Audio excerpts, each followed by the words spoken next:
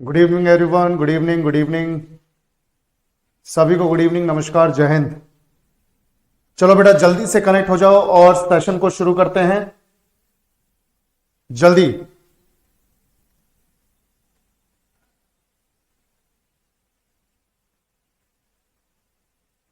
Good evening बच्चों, good evening. तो बेटा आज एटीएम का जो हमारा बैच है उसमें हमारी क्लास हो रही है मेजर इंडस्ट्रीज। ठीक है, मेजर इंडस्ट्रीज। इसके बाद एक लास्ट टॉपिक रह जाएगा मिनरल्स। ठीक है, मिनरल्स इन इंडिया। बस इसके बाद ये इंडियन ज्योग्राफी खत्म और उसके बाद जो है हम नया सब्जेक्ट शुरू करेंगे। So tomorrow will be your last topic of Indian geography in ATM batch and that will be minerals in India. ठीक है भाई, वैसे तो मैं 2-3 बार से कोशिश कर रहा हूं कि मिनरल्स ही करवा दूं, पर फिर ये सामने छोटे टॉपिक्स आ जाते हैं। अब कल आराम से मिनरल्स, क्योंकि मिनरल्स में थोड़े नंबर ऑफ क्वेश्चन ज्यादा लेंगे क्योंकि वहां पे क्वेश्चन ज्यादा हैं, क्वेश्चन ज्यादा आए हुए हैं। ठीक है, चलो बेटा जल्दी से सभी लोग कनेक्ट हो जाओ और शुरू करते हैं सेशन को। सभी को नमस्कार, जय हिंद, गुड इवनिंग। कौन सा सब्जेक्ट स्टार्ट करवाएंगे? टेंशन ना लो, वो सारा मैं देख के और अपने हिसाब से शुरू करूंगा। ठीक है, जस्ट क्लास स्टार्ट हुई है और मेजर इंडस्ट्रीज हमारा टॉपिक है, तो बिना इधर उधर की बातें किए, बिना बेवजह की बातें किए शुरू करते हैं सेशन को। ठीक है भाई, शुरू किया जाए। चलो भाई देखो, मेजर इंडस्ट्रीज इन इंडिया, और हमारे पास जो टॉपिक है उस हिसाब से पहले क्वेश्चन की तरफ बढ़ेंगे। पर उससे पहले उन सभी लोगों के लिए जो लोग एटीएम बैच लेके बैठे हुए हैं पर थ्योरी क्लियर नहीं है, तो भाई लोगों आप लोगों से रिक्वेस्ट है कि अगर थ्योरी क्लियर नहीं है 1% भी, तो पहले थ्योरी क्लियर कर लो इस बैच को ज्वाइन करके, ताकि एटीएम लेने का कोई सेंस बने। सीधे एटीएम में कूद गए तो उसका कोई मतलब नहीं है। पर अगर तुम्हारी थ्योरी क्लियर है तो इस बैच को ज्वाइन करने की जरूरत नहीं है, फिर एटीएम से बढ़िया कोई बैच भी नहीं है। ठीक है भाई, चलो शुरू करते हैं। तो पहला क्वेश्चन है, which of the following cities is not known for iron and steel production in India? निम्नलिखित में से कौन सा शहर भारत में लोह और इस्पात उत्पादन के लिए नहीं जाना जाता है? सूरत, भिलाई, बोकारो, जमशेदपुर। जल्दी से बताओ बेटा, सभी लोग जल्दी से रिस्पॉन्ड करो। सूरत, भिलाई, बोकारो, जमशेदपुर, इनमें से कौन सा आयरन एंड स्टील प्रोडक्शन के लिए नहीं जाना जाता? वेरी गुड, वेरी गुड, सूरत। बहुत बढ़िया बच्चों, सूरत। क्योंकि सूरत जाना जाता है एक तो अपनी क्लोथ इंडस्ट्री के लिए, है ना, एक तो एक क्लोथ इंडस्ट्री के लिए जाना जाता है, और इससे भी ज्यादा जाना जाता है डायमंड की कटिंग और पॉलिशिंग के लिए। ठीक है, एंड डायमंड की कटिंग, हीरे की कटिंग, डायमंड की कटिंग और पॉलिशिंग के लिए।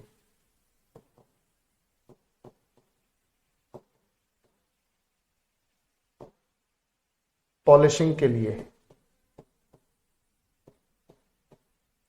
ठीक है भाई, तो क्लोथ इंडस्ट्री और डायमंड की कटिंग और पॉलिशिंग के लिए जाना जाता है सूरत, यानी हीरे के व्यापार के लिए जाना जाता है सूरत। जबकि भिलाई, बोकारो और जमशेदपुर ये आयरन एंड स्टील के लिए जाने जाते हैं। जैसे भिलाई में तो अपना वो स्टील प्लांट है, भिलाई स्टील प्लांट छत्तीसगढ़ में। भिलाई कहां पर है? छत्तीसगढ़ में स्टील प्लांट है। यहां पे भिलाई कहां पर है बच्चों? छत्तीसगढ़। ठीक है, तो ये छत्तीसगढ़। और बोकारो जो है ये झारखंड में है, तो बोकारो में भी क्या है? स्टील प्लांट है। यहां पर भी स्टील प्लांट है, बोकारो झारखंड में। जमशेदपुर भी झारखंड में, पर यहां पर जमशेद जी टाटा ने टिस्को नाम की कंपनी स्टैब्लिश की थी। जमशेद जी टाटा ने टिस्को नाम की कंपनी स्टैब्लिश की थी 1907 में। Tata iron and steel company, CO से कंपनी, तो Tata iron and steel company 1907 में, 26 जुलाई 1907 में आई गेस, या फिर 26 अगस्त आई गेस, हाँ 26 अगस्त 1907 में इन्होंने ये कंपनी को एस्टैब्लिश किया था जमशेदपुर में, और जमशेदपुर नाम का पूरा शहर बसाया था। ठीक है बच्चों, चलो तो भिलाई, बोकारो, जमशेदपुर तो जाने जाते हैं आयरन और स्टील के लिए। सूरत नहीं जाना जाता। सूरत क्लोथ इंडस्ट्री यानी कपड़ा उद्योग और डायमंड की कटिंग और पॉलिशिंग के लिए जाना जाता है, तो आंसर हो जाएगा सूरत। चलो बेटा आगे बढ़ते हैं सेकंड क्वेश्चन पे। बाकी देखो इन सब की लोकेशन अच्छे से देखते हुए चलो ताकि याद हो जाए। सूरत तो यहां पर है गुजरात में, ठीक है, सूरत। भिलाई देखो यहां पर है, जैसे ये रायपुर है ना, रायपुर है छत्तीसगढ़ की कैपिटल रायपुर, तो रायपुर के जस्ट साइड में, लेफ्ट साइड में, रायपुर के जस्ट लेफ्ट साइड में ये है भिलाई। ये कौन सी जगह है बच्चों? भिलाई। और जमशेदपुर यहां पर है, ये देखो झारखंड में जमशेदपुर,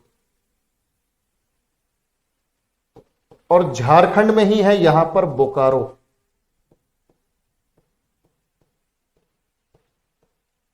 बोकारो, ठीक है। चलो next question, which of the following industries has developed the most on the banks of Hooghly river? जल्दी बताओ, निम्नलिखित में से कौन सा उद्योग हुगली नदी के तट पर सबसे अधिक विकसित हुआ है? Jute industry, dairy industry, sugar industry, iron ore industry. सभी लोग जल्दी से रिस्पॉन्ड करो।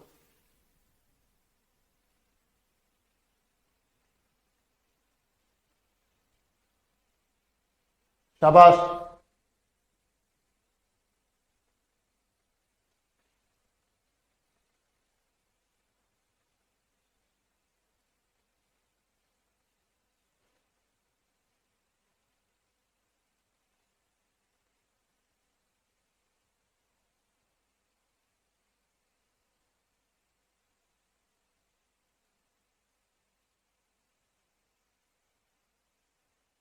अतुल भाई मेरे से बात कर रहे हो क्या तुम ऐसे? हाँ भाई अतुल।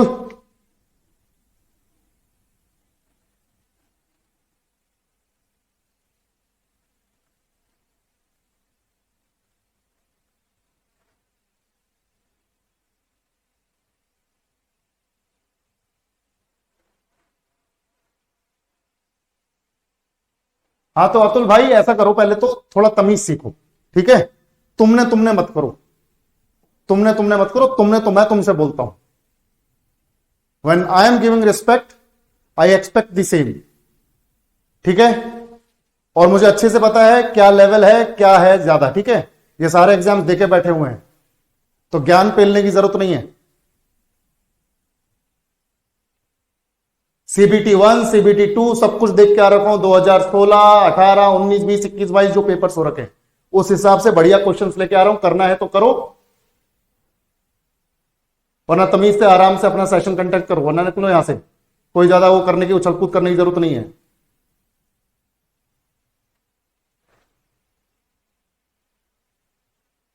मुझे कैसे पता चलेगा टीचर हो? मेरे लिए तो स्टूडेंट हो ना, मेरे लिए तो स्टूडेंट हो। किसी बात को सही तरीके से कन्वे करना सीखो अगर टीचर हो तो। वैसे लगता नहीं है तुम्हारे बिहेवियर से कि तुम टीचर हो। चलो भाई देखो इधर पे, which of the following industries has developed the most on the banks of the Hooghly river? निम्नलिखित में से कौन सा उद्योग हुगली नदी के तट पर सबसे अधिक विकसित हुआ है? तो बेटा देखो, हुगली नदी का मतलब है गंगा नदी, सब जानते हो, है ना। ध्यान से देखो बेटा, अब ध्यान से देखो कि हुगली नदी हमारी ये है। मैं अगर इसको यहां से शुरू करता हूं, वाराणसी से, ठीक है, ये वाराणसी से शुरू करते हैं, और इस तरीके से ये देखो, ये हुगली नदी है, यही सुंदरवन डेल्टा बना रही है। अब जहां जहां से ये हुगली नदी बह रही है, स्पेशली इन वेस्ट बंगाल, पश्चिम बंगाल में, तो इसके आसपास जूट इंडस्ट्री डेवलप हुई है। क्योंकि एक तो इस हुगली नदी के आसपास के इलाके में जिस तरह की मिट्टी है वो है जलोढ़ मृदा, यानी कि अलूवियल सॉइल, जहां पर जूट की खेती बढ़िया तरीके से की जा रही है। तो एक तो मिट्टी जो है यहां पर वो जूट की खेती के लायक है, ठीक है, मिट्टी जूट की खेती के लायक है। दूसरी चीज कि नदी होने की वजह से, नदी होने की वजह से यहां पर, नदी होने की वजह से जूट जो है, ध्यान से सुनना मेरी बात, जूट को धोने में और जूट से बने प्रोडक्ट्स को धोने में आसानी होती है। ठीक है, तो जूट को साफ करने में, जूट के प्रोडक्ट्स को साफ करने में आसानी है क्योंकि हुगली नदी है, प्लस हुगली नदी की ही वजह से जूट का प्रोडक्शन भी यहां पर तगड़ा है। और एक चीज याद रखना, इंडिया वैसे भी वर्ल्ड में जूट प्रोडक्शन में, रॉ जूट प्रोडक्शन में, बिल्कुल जो कच्चा जूट प्रोडक्शन है उसमें नंबर 1 है। ठीक है भाई, तो यहां पर याद रखना जूट इंडस्ट्री डेवलप हुई है। ठीक है, हुगली नदी के किनारे, पश्चिम बंगाल में ही हुगली नदी बोल रहे हैं, तो यहां पर जूट इंडस्ट्री, जूट उद्योग डेवलप हुआ है। जूट उद्योग यहां पर डेवलप हुआ है हुगली नदी की वजह से। ठीक है बेटा, तो यहां पर आंसर हो जाएगा हमारा जूट इंडस्ट्री। तो याद रखना, रिवर की प्रेजेंस की वजह से, रिवर की प्रेजेंस की वजह से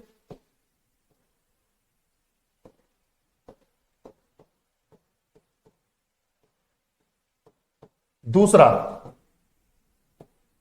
अल्यूवियल सॉइल की प्रेजेंस की वजह से, यानी जलोढ़ मृदा की प्रेजेंस की वजह से, जलोढ़ मृदा की उपस्थिति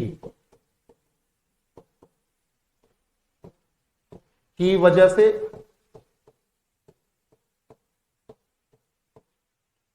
ठीक है भाई, तो अलूवियल सॉइल की प्रेजेंस की वजह से यहां पर यह देखने को मिलता है।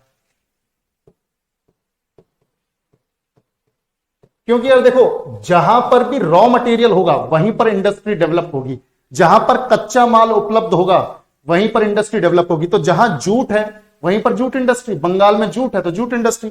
भाई शुगर इंडस्ट्री या तो यूपी में मिलेगी या महाराष्ट्र में मिलेगी, क्योंकि शुगर केन यहां पर उगाया जा रहा है यूपी और महाराष्ट्र में। आयरन और इंडस्ट्री आपको ज्यादातर कहां मिलेगी, झारखंड में मिलेगी, छत्तीसगढ़ में मिलेगी। ठीक है, बंगाल में भी आपको दुर्गापुर में स्टील प्लांट मिल जाएगा। ठीक है भाई, तो आयरन इंडस्ट्री यहां पर है जहां पर आयरन ओर है। ठीक है, यानी छोटा नागपुर प्लेट्यू के आसपास के इलाके में। चलो, और डेयरी इंडस्ट्री वहां पर है जहां पर पशुपालन ज्यादा है, जैसे गुजरात में आनंद करके जगह है। ठीक है, वहां पर तो जूट इंडस्ट्री है यहां पर। किसकी वजह से है ये जूट इंडस्ट्री? एक तो रिवर, दूसरा मिट्टी ऐसी है, और तीसरा बंगाल जूट प्रोड्यूस करने वाला भारत का सबसे बड़ा स्टेट है। तो बंगाल सबसे ज्यादा जूट प्रोड्यूस करता है, बंगाल सबसे ज्यादा जूट प्रोड्यूस करता है। ठीक है बच्चों, चलो, तो ये सेकंड क्वेश्चन भी हो गया है। उम्मीद है कि आपको समझ में आया होगा। Next question, which city of Uttar Pradesh is famous for industry of glass bangles? Uttar Pradesh का कौन सा शहर कांच की चूड़ियों के उद्योग के लिए प्रसिद्ध है? जानते हो भाई, ये हमने चैप्टर भी पढ़ा है अंग्रेजी में। ठीक है भाई, चैप्टर भी पढ़ा है। बताओ भाई। नहीं नहीं नहीं नहीं नहीं, अलीगढ़ मत बोलो भाई, अलीगढ़, आगरा, मुरादाबाद कुछ नहीं। हमने एक चैप्टर पढ़ा था फिरोजाबाद, फिरोजाबाद की चूड़ियां वाला, याद होगा तुम लोगों को। ठीक है, चलो बढ़िया। तो फिरोजाबाद आंसर होगा, फिरोजाबाद। भाई आगरा के पास है ये, ज्यादा दूर नहीं है, आगरा से बहुत ज्यादा दूर नहीं है, आगरा के पास ही है फिरोजाबाद। तो फिरोजाबाद की जो कांच की चूड़ियां हैं वो बहुत ज्यादा फेमस हैं। फैक्ट्रीज लगी हुई हैं फिरोजाबाद में कांच की चूड़ियों की, पूरा का पूरा उद्योग वहां पर चल रहा है। पर इसकी वजह से कई सारे नुकसान भी, जैसे कि आपने वो अंग्रेजी के उस चैप्टर में पढ़ा होगा, है ना भाई, आंखों की रोशनी को नुकसान हो रहा है लोगों की, है ना, क्योंकि एकदम सफोकेशन वाली जो फैक्ट्रीज है वहां पर वो लोग काम कर रहे हैं, दिन रात मेहनत कर रहे हैं। ठीक है, तो फिरोजाबाद में ये चूड़ियों के उद्योग जो है फेमस है। फिरोजाबाद की लोकेशन देखो एक बार, जैसे ये आगरा है, इधर बच्चों देखो, जैसे ये आगरा है यहां पर। ठीक है, तो आगरा के थोड़ा सा डिस्टेंस पे यहां पर यह है फिरोजाबाद, यमुना के किनारे ही है। यमुना नदी के किनारे है, यमुना से बहुत ज्यादा दूर नहीं है, फिरोजाबाद। तो फिरोजाबाद की चूड़ियां वैसे भी फेमस है, ठीक है। चलो समझ में आया। तो फिरोजाबाद की क्या है, चूड़ियां। तो फिरोजाबाद कहां पर, यूपी में, उत्तर प्रदेश में। तो ये तो बहुत बेसिक सा सवाल था, ये बहुत बेसिक सा सवाल था। नेक्स्ट क्वेश्चन देखो, ये क्वेश्चन करोगे तो थोड़ा मजा आएगा। Which two steel plants were set up in collaboration with Russia, former USSR. रूस, पूर्व यूएसएसआर के सहयोग से कौन से दो इस्पात संयंत्र स्थापित किए गए थे। देखो 4 स्टील प्लांट्स लगाए गए हैं, 4 स्टील प्लांट्स लगाए गए हैं 4 जगह पर, भिलाई, बोकारो, दुर्गापुर, राउरकेला। भिलाई छत्तीसगढ़ में, बोकारो झारखंड में, दुर्गापुर वेस्ट बंगाल में, राउरकेला ओडिशा में। तो इनमें से कौन से 2 वो हैं जिनको यूएसएसआर का सपोर्ट मिला है इनके एस्टेब्लिशमेंट में, बताओ भाई।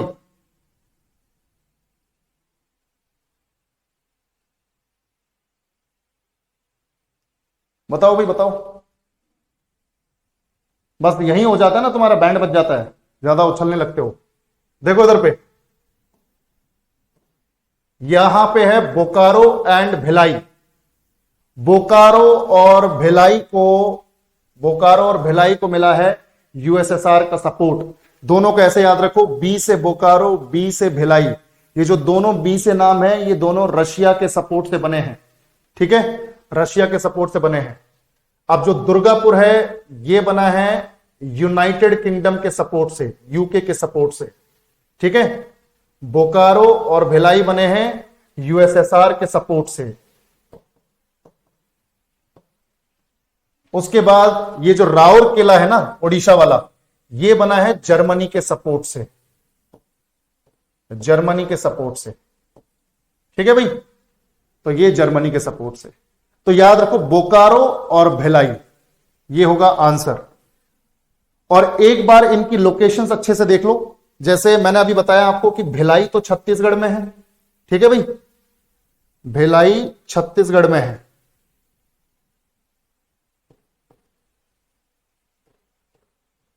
भिलाई वाला जो स्टील प्लांट है, ये 1955 में एस्टैब्लिश हुआ था, सेटअप हुआ था। देखो मैं ईयर लिख रहा हूं वो वाला जब ये सेटअप हुए हैं, मैं वो ईयर नहीं लिख रहा हूं कि प्रोडक्शन कब शुरू हुआ है स्टील प्लांट का, मैं लिख रहा हूं सेटअप कब हुए। तो 1955 में भिलाई वाला किसकी मदद से, यूएसएसआर की मदद से, यूएसएसआर की मदद से, ठीक है। फिर 1959 में ये राउरकेला ओडिशा में, तो राउरकेला 1959 में सेटअप हुआ, ठीक है, 1959 में ये सेटअप हुआ। और ये किसकी मदद से, जर्मनी की मदद से, ये जर्मनी की मदद से। उसके बाद वेस्ट बंगाल में दुर्गापुर वाला, ये देखो ये दुर्गापुर, तो दुर्गापुर वाला जो है वो ये भी 1959 में, दुर्गापुर वाला भी 1959 में। और किसकी मदद से, तुम जानते हो, यूके की मदद से, यूनाइटेड किंगडम यानी ब्रिटेन की मदद से। और फिर यहां पर देखो बेटा, ये बोकारो स्टील प्लांट, ये यहां पर देखो, यहां पर ये एस्टैब्लिश हुआ है 1964 में, 1964 में बोकारो वाला। और मैंने तुम्हें बताया बी और बी दोनों यूएसएसआर के सपोर्ट से। तो ये अच्छे से याद रख लो, ये मैच करने के लिए आ जाता है, ठीक है। और चाहे तुम्हारा कोई भी एग्जाम हो, क्योंकि रेलवे या एसएससी के एग्जाम्स में लेवल का कोई चक्कर नहीं है भाई, मैं तुम्हें सबको पहले बता दूं, लेवल का कोई चक्कर नहीं है। साला ना सीबीटी 1 का देखते हो, ना सीबीटी 2 का देखते, ना एसएससी का कर रहे हो तुम तो एसएससी में ना वो सीजीएल देखते, ना सीपीओ देखते, ना सीएचएसएल देखते। कोई लेवल है ही नहीं उनका कि डिफरेंस किया जाए, लगभग लेवल सेम सा है। कोई भी क्वेश्चन कहीं पर भी पटक देंगे, जीके का ये हाल है उधर पे, ठीक है भाई। तो इसीलिए जो बताया जा रहा है वो मोर देन सफिशिएंट है, बस उसी को अच्छे से कर लो कम से कम। चलो भाई, वैसे भी 10 जगह डिस्ट्रैक्टेड रहते हो। In which Indian city was the first successful cotton mill setup. अब ये इतनी बार ये सवाल पूछे गए हैं, सेम सवाल। भारत की पहली सफल कॉटन मिल किस शहर में स्थापित की गई थी? मैं पूछ रहा हूं सफल कॉटन मिल, मेरे को यह मत बता देना कि सर फर्स्ट कॉटन मिल। पहली सफल कॉटन मिल कहां स्थापित हुई है, बताओ बताओ बेटा।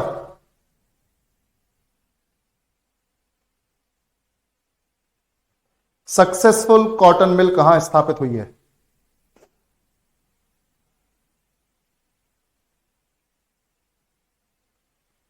देखा, गड़बड़ यही कर रहे हो ना, कुछ लोग सही जा रहे हैं, कुछ लोग गड़बड़ कर रहे हैं। देखो मैं बताता हूं, देखो ध्यान से सुनो मेरी बात। जो फर्स्ट कॉटन मिल एस्टैब्लिश हुई थी, भारत में जो पहली कॉटन मिल स्थापित हुई थी वो 1818 में हुई थी। 1818 में, ठीक है बेटा, 1818 में। और ये हुई थी कहां पर? आज के कोलकाता में, उस वक्त के कैलकाटा में, ठीक है, उस वक्त के कैलकाटा में। और कैलकाटा में कहां पर, मैं बताता हूं। कैलकाटा के थोड़ा नीचे फोर्ट ग्लोस्टर है, फोर्ट ग्लोस्टर, वहां पर स्थापित हुई थी। कैलकाटा के थोड़ा नीचे है फोर्ट ग्लोस्टर, ठीक है। पर ये कमर्शियली फेल हो गई। पर मैंने तुम्हें क्या बोला? फर्स्ट सक्सेसफुल बतानी है हमें, तो ये तो फेल हो गई थी। तो ये तो हो गई थी भैया फेल। फोर्ट ग्लोस्टर वाली क्या हो गई थी? ये फेल हो गई थी। तो इसकी तो बात ही नहीं हो रही है। अगर तुमसे कभी ये पूछा जाए कि पहली कॉटन मिल कब स्टैब्लिश हुई और कहां स्टैब्लिश हुई, तो बोल देना कि पहली कॉटन मिल 1818 में कैलकाटा के पास फोर्ट ग्लोस्टर में हुई। पर जब वो पूछ रहे फर्स्ट सक्सेसफुल, ये तो फेलियर थी। सक्सेसफुल हुई है बच्चों कहां पर? मुंबई में। मुंबई में, उस वक्त के बॉम्बे में, आज के मुंबई में, ठीक है। अब बॉम्बे में कहां पर, देखो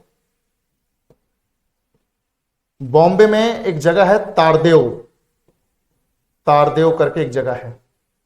तारदेव में स्टैब्लिश हुई थी 1854 में, 1854 में। और सीएन डावर साहब ने, सीएन डावर साहब ने इसको स्थापित किया था। सीएन डावर ने स्थापित किया और इसका नाम रखा, इसका नाम रखा Bombay spinning and weaving company, ठीक है बच्चों। तो यहां से एक तरीके से मान के चलो कि हिंदुस्तान में जो कॉटन टेक्सटाइल इंडस्ट्री है वो तेजी पकड़ने लग गई। तो पहले वाली वो थी, उसके बाद ये शुरू हुई, और जब ये शुरू हुई तो ये बढ़िया तरीके से चल पड़ी। ठीक है भाई, समझ में आया सबको? चलो बिल्कुल।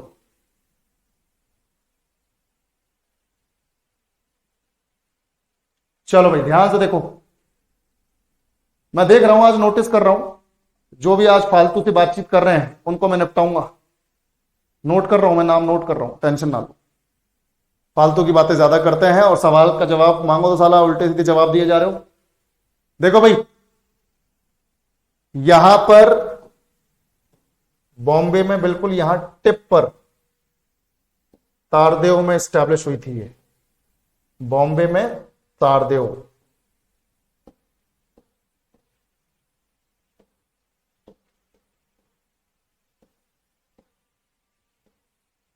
ठीक है, 1854 में। चलो, और वो जो मैंने बताया था फोर्ट ग्लोस्टर वाली, वो देखो यहां पर, जैसे ये इधर कोलकाता है ना, यहां पे कोलकाता है आज का, तो कोलकाता के थोड़ा सा नीचे यहां पर फोर्ट ग्लोस्टर।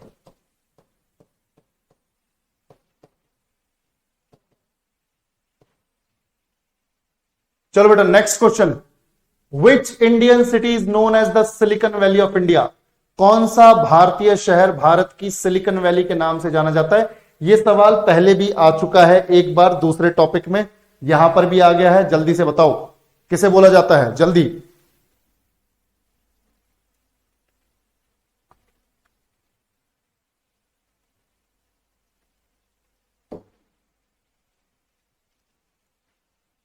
बिल्कुल। देखो भाई, बेंगलोर, बेंगलोर या बेंगलुरु, इसको कहा जाता है भारत की सिलिकॉन वैली। वैसे एक्चुअल में सिलिकॉन वैली तुम सब जानते हो कहां पर है। सिलिकॉन वैली एक्चुअल में यूएसए में कैलिफोर्निया में है ना, यूएसए की कैलिफोर्निया में है। और ये जानी जाती है वर्ल्ड वाइड आईटी सेक्टर के लिए। पूरे विश्व स्तर पर इंफॉर्मेशन टेक्नोलॉजी का जो हब है वो सिलिकॉन वैली में है। ठीक है, वर्ल्ड वाइड आईटी सेक्टर का हब है ये। वर्ल्ड वाइड यानी विश्व स्तर पर वर्ल्ड वाइड आईटी सेक्टर का हब है ये।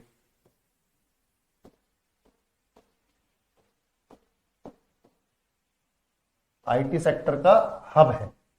ठीक है बच्चों, तो हमारे यहां पर हम बेंगलोर को ये दर्जा देते हैं क्योंकि हमारे यहां पर इंफॉर्मेशन टेक्नोलॉजी का जो हब है वो बेंगलोर में है। हमारे इंडिया में आईटी सेक्टर का जो हब है, आईटी सेक्टर का हब इंडिया में, वो बेंगलोर में है।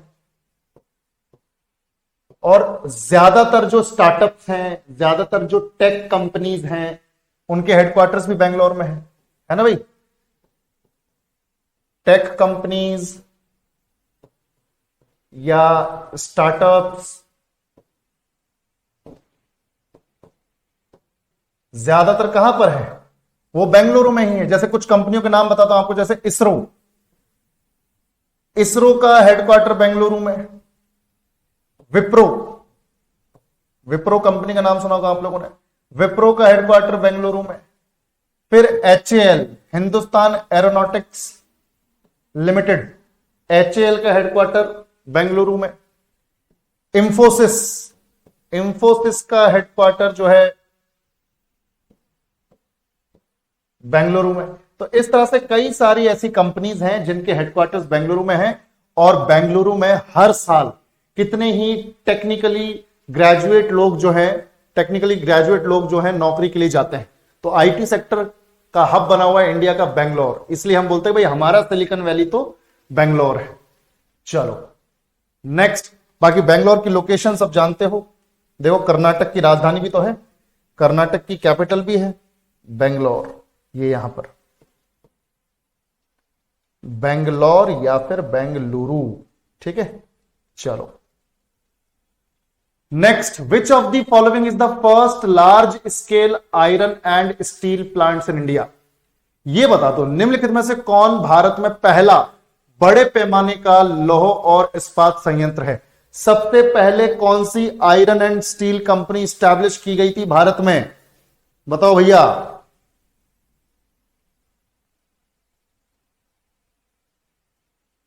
अच्छा, बोकारो भी बोल रहा है कोई।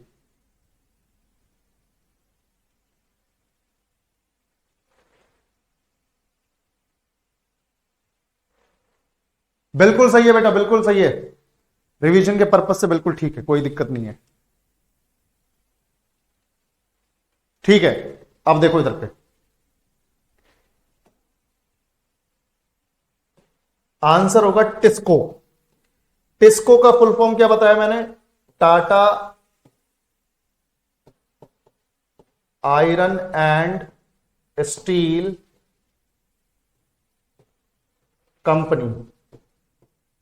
ठीक है भाई, तो पहले पहले इंडस्ट्रियस, जैसे अपने पहले इंडस्ट्रियलिस्ट थे अपने जमशेदजी टाटा, उन्हीं को माना जाता है ना। Father of industrialisation in India Jamshedji Tata ji को ही माना जाता है।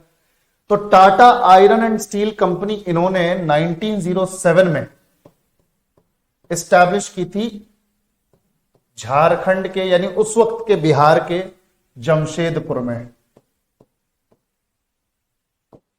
ठीक है, और ये जमशेदपुर पूरा बसाया था।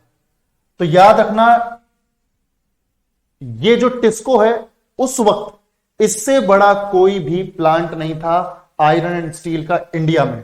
तो टाटा आयरन स्टील कंपनी को 1907 में जमशेदपुर में जमशेदजी टाटा ने एस्टैब्लिश किया था। जमशेदजी टाटा। और मैंने तो एग्जैक्ट डेट भी तुम्हें बताई, 26 अगस्त। ठीक है, 26 अगस्त। चलो, तो ये हमारा यहां पर हुआ। नेक्स्ट, बाकी देखो टिस्को की लोकेशन तो तुम जानते हो, ये टिस्को है यहां पर। चलो, अब बताओ भाई, इधर बताओ कि इनमें से कौन सी कंपनी है, इनमें से कौन सी कंपनी है, ये सारी सरकारी कंपनियां हैं, सरकार का कंट्रोल है इनके ऊपर। इनमें से कौन सी सरकारी कंपनी है जो लार्जेस्ट प्रोड्यूसर है of crude oil and natural gas in India? इनमें से कौन सी कंपनी भारत में कच्चे तेल और प्राकृतिक गैस का सबसे बड़ा उत्पादक है? बताओ भाई। बहुत बढ़िया, बहुत बढ़िया, शाबाश, very good, very good.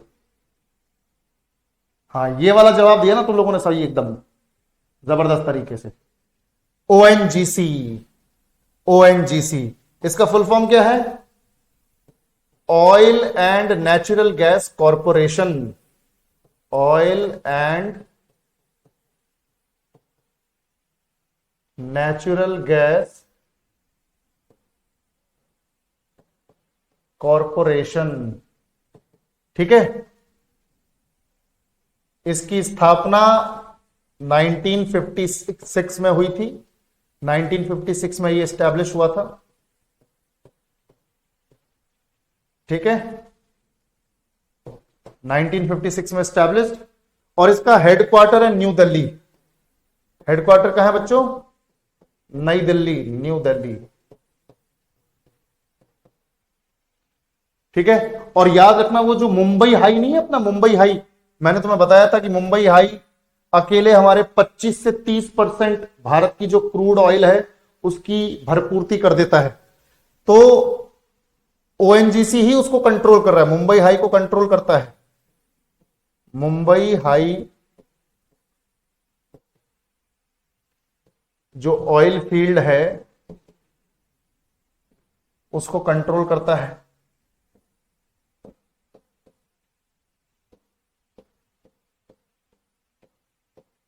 ONGC. ठीक है भाई, बाकी फुल फॉर्म तो मालूम है ना इनका? BHEL, Bharat heavy electricals limited, steel authority of India limited, national thermal power corporation, है ना भाई।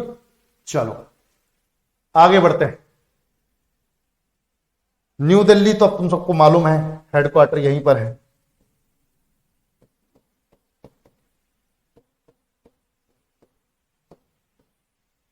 चलो बताओ भाई, which city is called as Manchester of India? कौन से शहर को मैनचेस्टर ऑफ इंडिया, भारत का मैनचेस्टर कहा जाता है? बहुत बेसिक सवाल है, बहुत बेसिक सवाल है। ठीक है भाई, बिल्कुल, अहमदाबाद, अहमदाबाद।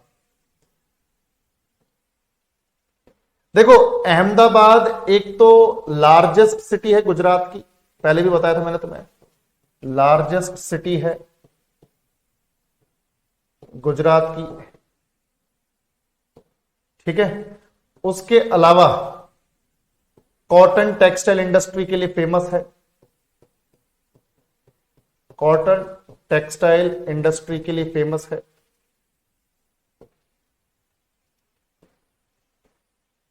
ठीक है भाई, इनफैक्ट गांधीनगर जो कैपिटल सिटी है वो इतनी फेमस नहीं है जितनी अहमदाबाद है। ठीक है भाई, और यहीं पर गांधी जी का आश्रम भी है, गांधी जी साबरमती आश्रम इज लोकेटेड हेयर।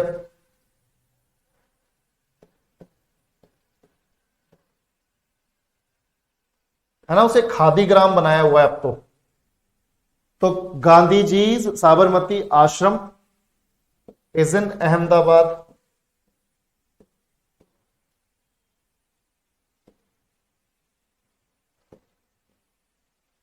चलो भाई, तो इस तरीके से अहमदाबाद की इंपॉर्टेंस वैसे भी है।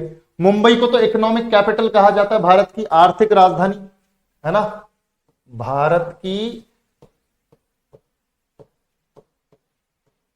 आर्थिक राजधानी, economic capital of India.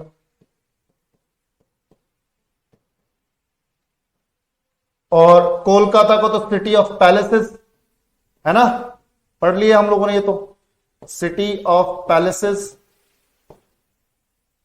City of Joy, city of Joy भी कहा जाता है। और सूरत तो आप जानते हो कि डायमंड की कटिंग और पॉलिशिंग के लिए फेमस है ही। ठीक है, चलो, तो ये सारी की सारी सिटीज आप सब जानते हो। ठीक है, तो अहमदाबाद हमारे लिए इंपॉर्टेंट है, अहमदाबाद को मार्क करते हैं। ये देखो, ये अहमदाबाद, ये यहां पर सूरत, ये यहां पर मुंबई, और यहां पर ये कोलकाता।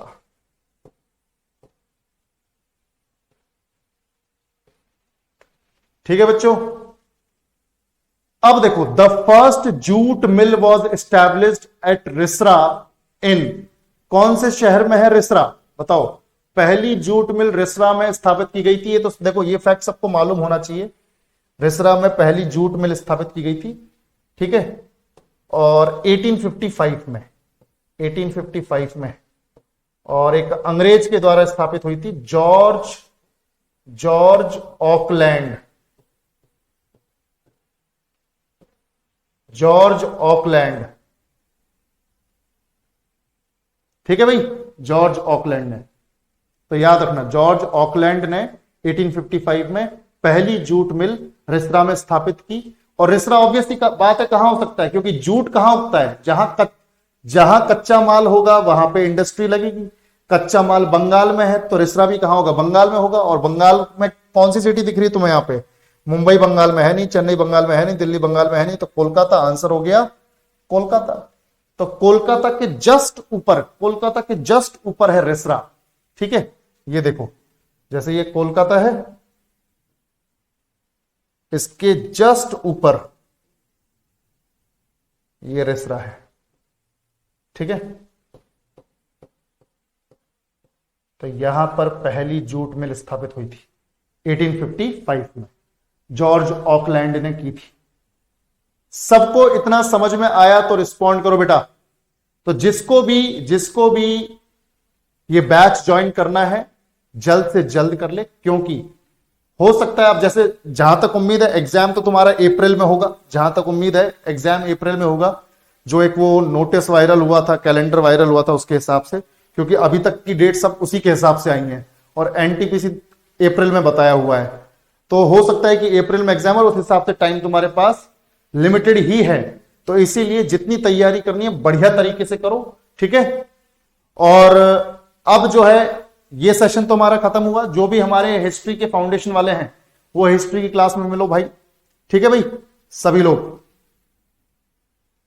इसके बाद कल जो है मिनरल्स इन इंडिया वाला टॉपिक होगा, तो खुद से भी तैयार करके आना कुछ। ठीक है, मिनरल्स इन इंडिया, उसमें सवाल थोड़े ज्यादा लगेंगे।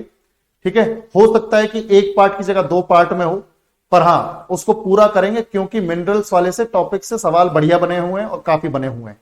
ठीक है भाई, चलो, ठीक है भाई,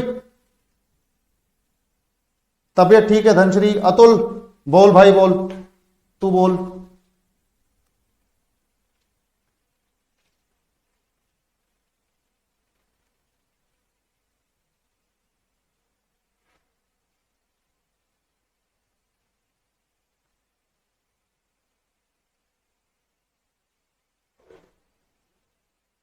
माही बाबू, कुछ समझ में नहीं आ रहा है, कैसे जीके कंप्लीट होगा सर, समझ में नहीं आ रहा। अबे तू अपनी जीके कंप्लीट कर जो पढ़ाई जा रही है, जो जीके मैं पढ़ा रहा हूं वो मैं कंप्लीट करूंगा। कैसी बातें कर रहा है, अभी तक प्लेलिस्ट अलग नहीं हुई है, रुक जाओ, ठीक है, प्लेलिस्ट आज तुम्हारी अलग ही होगी।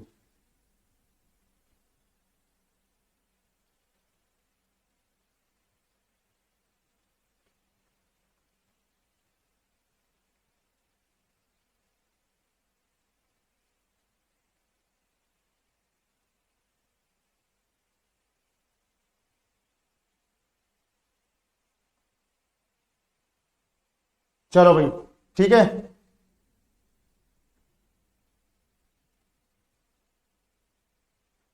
माही गुप्ता अपनी कह रहा है ना, हाँ, तो अपनी कैसे खत्म करनी है?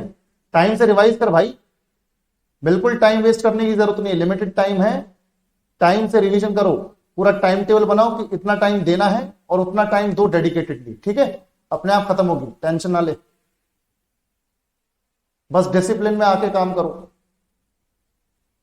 नेहा, करंट अफेयर्स भी होगी बेटा इस बार, देखो संडे को सेशन आ रहा है, तो वहीं से तुम्हारी भी शुरुआत हो जाएगी। चलो बेटा, thank you, take care, bye bye.